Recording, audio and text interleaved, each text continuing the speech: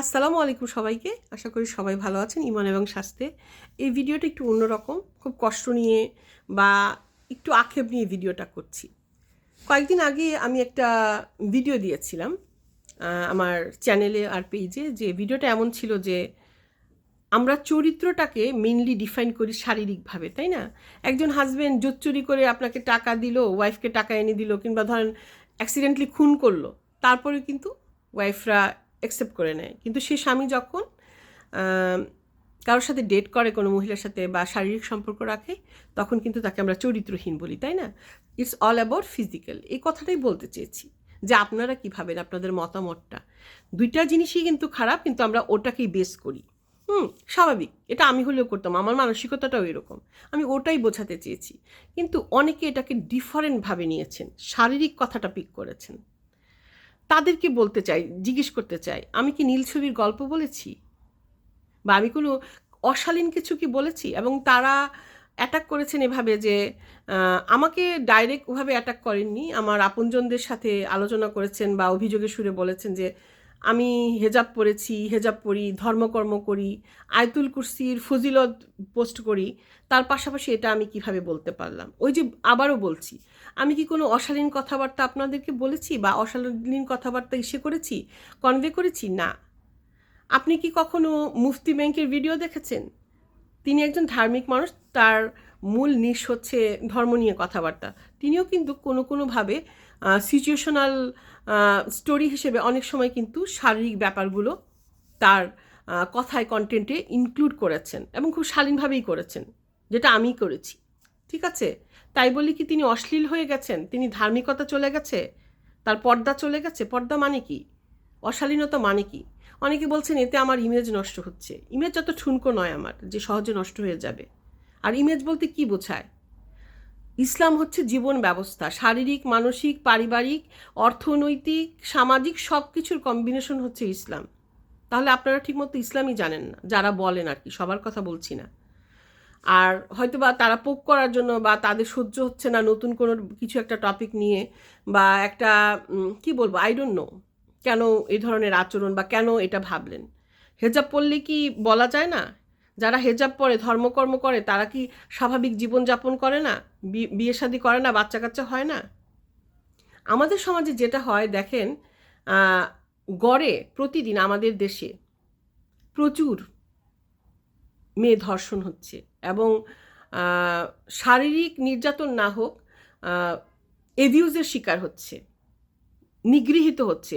Office আদালত তো বাদই দিলাম, বাসে ট্রামে অনেকে, সেটা আমরা বলতে লজ্জা পাই। যে ভিকটিম সে বলতে লজ্জা পায়, কিন্তু যে করে সে লজ্জা পায় না। কারণ কি জানেন? এই যে শারীরিক ব্যাপারটা শালীনভাবে বলতেও আমরা ভয় পাই। এটা যেন একটা ট্যাবু হয়ে দাঁড়িয়েছে যে এই বিষয়ে কথা বলা যাবে না। সেই কারণেই দেখা যায় যে এই ধরনের মানুষরা শাস্তি পায় না, এবং এই অপরাধগুলো দিনকে দিন চলে যায়। কারণ আমরা ওই যে এগুলো সম্পর্কে কথা বলতে ভয় পাই। আমি বলি না অশ্লীলভাবে বলুন, কিন্তু জরুরি জিনিস অবশ্যই বলতে হবে কিছু কিছু ব্যাপার। এই যে কাচ্চারা, এখনকার টিনের ছেলেমেয়েরা একসাথে রিলেশনশিপে গেলেই তারা নানা ধরনের সম্পর্কে জড়িয়ে যায়, অশ্লীল জীবনযাপনে জড়িয়ে যায়। কারণ কি জানেন?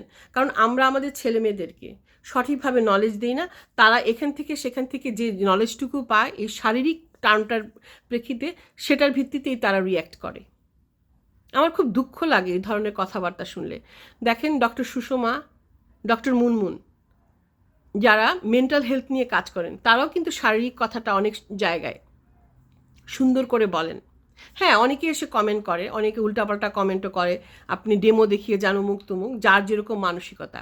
আবার অনেকে কমেন্ট দেন না, কিন্তু এটা নিয়ে আলোচনা সমালোচনা পিএনপিসি শুরু করে দেন পিছনে পিছনে। কেন? এই কথাগুলো না বললে কিভাবে হবে? কিভাবে সমাধান হবে অনেক কিছু? আমি বলছি না আমি একটা কথা বলে সমাধান করে ফেললাম, কিন্তু ছোট্ট একটা কথার প্রেক্ষিতে আমার খুব অবাক লাগলো যে আপনারা বলছেন যে ইমেজ নষ্ট হয়ে যাচ্ছে, হেজাব পরি, ধর্মকর্ম করি, এদিকে আবার এইগুলো কথা বলছি। আমি তো বেলি ড্যান্স দেখাইনি কাউকে, আর ওই যে বললাম আমি তো নীল ছবির গল্প বলিনি। আমরা আধুনিকতা বা আধুনিক হওয়ার অনেকেই দাবি করি। শোনেন, আধুনিক মানসিকতা, আধুনিক সত্তা কোনো লেবেল নয় যে আপনি বা কোনো বোর্ড নয় আপনি গায়ে নিয়ে ঘুরবেন। আধুনিকতা, আধুনিক মানসিকতা হচ্ছে একটা ধারণা, একটা মানসিকতা, সেটা আপনার ধারণ করতে হবে এবং আপনার সেই ব্যাপারে মানে আপনার আধুনিকতার মধ্যে বসবাস করতে হবে, তাহলে আপনি আধুনিক হবেন। আপনি আধুনিক বলছেন ঠিকই, সব কিছুতে আধুনিকতা দেখাচ্ছেন, কিন্তু কাজে দেখাচ্ছেন না, সেটাকে আধুনিকতা বলে না।